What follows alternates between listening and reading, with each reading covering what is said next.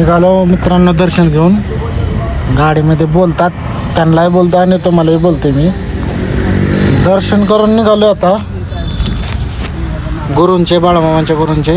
इथे एक देव होता, मी विसरलो.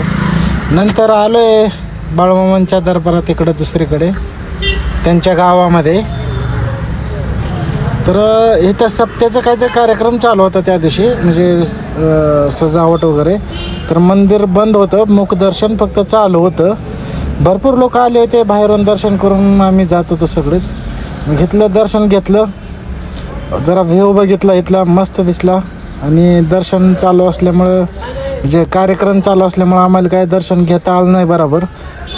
बाळूमामाचं दर्शन आम्ही मोबाईलमधून लाईव्ह केलं. आता काही करणार म्हणलं, आपले प्रेक्षक, आपले मित्र वगैरे सर्व काही बघतील म्हणलं.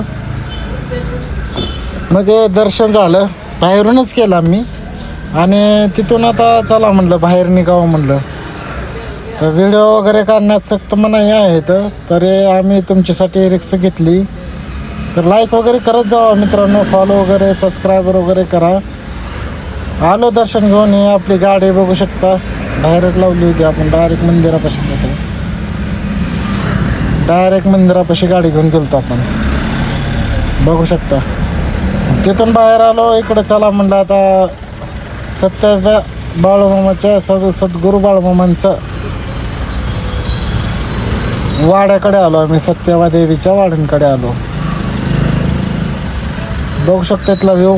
आणि नशीब किती आमचं हे म्हणायचं बघा ना मित्रांनो. इथं आलो, इथं बी आम्हाला आतमध्ये एंट्री नाही भेटली.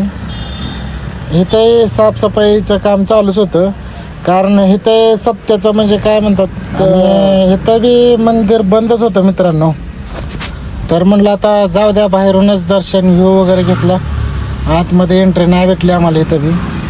मग बघू शकता तुम्ही इथं सप्त्याचं काहीतरी चालू होतं. गावातले लोक म्हणते उद्या सप्ताह आहे, उद्याच्या सर्व भरपूर भाविक आले होते मित्रांनो. लांबून लांबून आले होते, मुंबईहून, कोणी इकडून, सोलापूर, उस्मानाबाद, धाराशिव, लातूरचे आले होते.